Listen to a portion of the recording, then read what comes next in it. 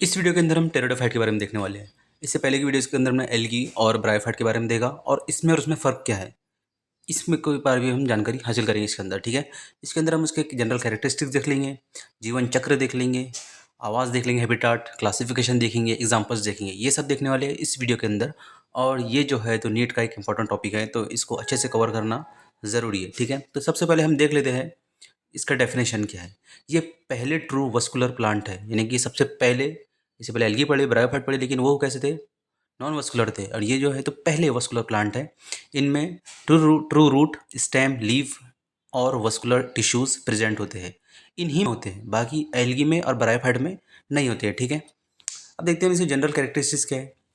सबसे पहले तो वही है कि वस्कुलर प्लांट होते हैं, इसके अंदर ट्रू रूट, लीफ प्रेजेंट होते हैं, स्टेम भी प्रेजेंट होता है, xylem and phloem well develop होते हैं इसके अंदर, ठीक है। लीफ को फ्रोंड कहते हैं। स्पोर्ट्स के थ्रू रिप्रोड्यूस करते हैं, ये काय के थ्रू करते हैं, स्पोर्ट्स के थ्रू करते हैं, ठीक है। इससे रिलेटेड एक एआई जनरेटेड वीडियो एनिमेशन के अंदर हमारे यूट्यूब चैनल पे अवेलेबल है, आप उसे भी जाकर देख सकते हैं। सीड, फ्लावर, फ्रूट नहीं होते इसके अंदर, ठीक है। मोस्टली टेरेस्ट्रियल, कुछ एक्वेटिक भी होते हैं, ज़्यादातर जो है तो ज़मीन पर ही उगते हैं, कुछ कुछ जो है तो पानी के अंदर भी आते हैं, ठीक है। स्पोरोफाइट 2n डोमिनेंट होता है, डोमिनेंट फेज होता है, ठीक है। इसके अंदर क्या होता है, स्पोरोफाइट डोमिनेंट फेज होता है इसके अंदर, ठीक है। अब देखते हैं इसे क्लासिफिकेशन। क्लासिफिकेशन के अंदर जो है तो इसको 4 तरीके से क्लासिफाइड किया गया है। पहला है सिलोप्सिडा, दूसरा है लाइकोप्सिडा, तीसरा है स्फेनोप्सिडा और चौथा है टेरोप्सिडा, ठीक है। जो पहला है इसके अंदर विस्क फर्न होता है, दूसरे वाले के अंदर क्लब मोसेस होता है, और तीसरे वाले के अंदर हॉर्से टेल्स होते हैं, और चौथे वाले के अंदर ट्रू फर्न्स होते हैं, ठीक है। अब नोट यानी कि एक याद रखने की चीज़ क्या है, टेरोप्सिडा सबसे एडवांस और लार्जेस्ट ग्रुप है, ठीक है। तो टेरोप्सिडा से जो है रिलेटेड क्वेश्चन बन सकता है नीट के अंदर, तो उसके बारे में अपन थोड़ा और जानकारी हासिल करेंगे, लेकिन आगे हम देखते हैं इसका हैबिटाट क्या है। तो जैसे कि हमने देखे पहले ही, क्या मोस्टली जो है जो टेरेस्ट्रियल होते हैं और कुछ एक्वाटिक भी होते हैं, लेकिन कहाँ पे होते हैं ये देखना ज़रूरी है।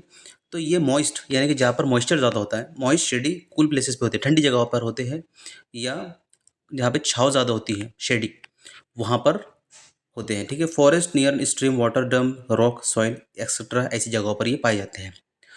अब जो है तो इसका हम जीवन चक्र देख लेते हैं। जीवन चक्र जो है तो आप खुद से भी देख सकते हो, इसे एक डायग्राम के थ्रू बताया गया है, इसका आप स्क्रीनशॉट निकाल लीजिए।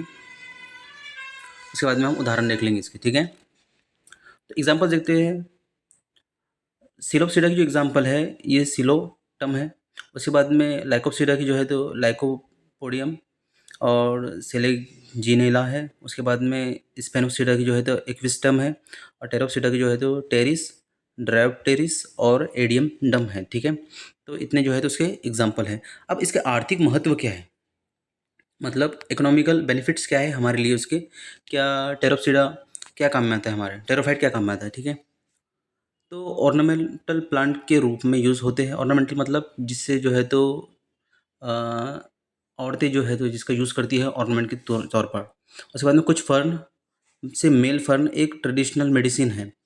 तो एक ट्रेडिशनल मतलब पहले से चलती आ रही एक औषधि है, मेडिसिन है, जो कि काम में आती है अपने बॉडी को ठीक करने के, ठीक है। इसके बाद में सॉइल कंजर्वेशन में हेल्प करता है। तो हर प्लांट जो है, एल्गी हो गया, ब्रायोफाइट हो गया, या ये हो गया, या किसी भी तरीके का जो प्लांट है, तो उससे जो है तो हमारी सॉइल कंजर्वेशन होती है और सॉइल के बनाने में मदद करता है वो, ठीक है। उसके बाद में जो है तो कुछ स्पीशीज़ ग्रीन मैन्योर के रूप में यूज़ होती हैं। उसके बाद में बायो इंडिकेटर के रूप में यूज़ होते हैं, जैसे कि एयर पॉल्यूशन को इंडिकेट करता है ये, ठीक है। अगर एयर पॉल्यूशन होता है तो वो जो है तो अपना रंग चेंज कर देता है, तो उससे हम जानकारी हासिल कर लेते हैं कि भाई यहाँ का जो एयर है वो पॉल्यूटेड है, ठीक है। तो इस तरीके से इसका महत्व है हमारी लाइफ के अंदर। अब देखते हैं हम सातवां, हार्मफुल इफ़ेक्ट क्या क्या है। तो जैसा कि हर चीज़ के बारे में ये है, क्या कुछ अच्छाइयाँ है तो कुछ बुराइयाँ भी है, तो इसके अंदर भी कुछ अच्छाइयाँ है तो कुछ बुराइयाँ भी होंगी, लेकिन ज़्यादातर अच्छाइयाँ है, ठीक है। अब बुराइयाँ क्या है, कुछ स्पीशीज़ क्रॉप के साथ मॉइस्चर और न्यूट्रिएंट के लिए कम्पीट करती है। अब ज़मीन के अंदर जब ये रहेंगे और साथ में वहाँ पर अपना प्लांट लगाए हुए हैं जो कि हमको बेनिफिट लेना है, जिससे क्रॉप के तौर पर हम जिसे लगाते हैं, तो उसके साथ में कम्पीट करती है, न्यूट्रिएंट वहाँ के खा लेती है। तो देखा होगा आपने कि जो किसान हैं तो बीच-बीच में घास वगैरह वो उखाड़ते हैं, निकालते हैं, उसके लिए बहुत सारे काम करते हैं वो, जैसा कि कोल्पे वगैरह कहा जाता है जिसे, तो उसके बाद में वीट के रूप में ग्रो करके फील्ड में प्रॉब्लम क्रिएट कर सकती है, ठीक है। तो ये भी एक उसका हार्मफुल इफेक्ट है, ठीक है। अब उसके बाद में ब्रायोफाइट और टेरोफाइट के बीच में अंतर दिया गया है। तो इसके अंदर क्या होता है, वस्कुलर टिश्यू ब्रायोफाइट के अंदर एब्सेंट होते हैं, इसके अंदर प्रेजेंट होते हैं। प्लांट बॉडी जो है तो इसकी थायराइड की होती है, इसकी well defined root stem leaves होती है। इसके बाद में हैबिटाट जो है तो इसका दोनों का सेम ही है, वेरी मॉइस्ट प्लेसेस पे होते हैं लेकिन ब्रायोफाइट, और ये जो है तो हल्के से मॉइस्ट और शेडी प्लेसेस पे भी पाए जाते हैं। डोमिनेंट फेस कौन सा है, तो इसमें गैमेटोफाइट है, 2n होता है इसके अंदर, और इसके अंदर स्पोरोफाइट है, 2n होता है, ठीक है। स्पोरोफाइट डिपेंडेंट होता है, इसके अंदर इंडिपेंडेंट होता है। रूट जो है तो इसके अंदर एब्सेंट होती है, इसके अंदर ट्रू रूट प्रेजेंट होती है, ठीक है। रिप्रोडक्शन जो है तो by spores need water for fertilisation, spores के जरिए होता है लेकिन वाटर जरूरी होता है फर्टिलाइजेशन के वास्ते।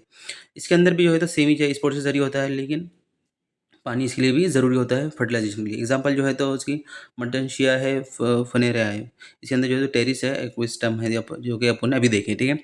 अब इसकी संरचना जो है तो यहाँ पर दी गई है। ऊपर जो है तो ट्रू रूट होता है, उसके बाद में स्टेम होता है, लीव होता है, वस्कुलर सिस्टम होता है। तो ये आपको जैसा डायग्राम के अंदर बताया गया है। इसके बाद में gametophytes and prothallus, size small heart shaped green होती है। इसके बाद में डोर्सी वेंट्रल बॉडी होती है और राइजॉइड प्रेजेंट होता है इसके अंदर, और एंथेरिडा और अर्किनगोनिया प्रेजेंट होता है, ठीक है। इसके बाद में याद रखने की कुछ चीज़ें हैं।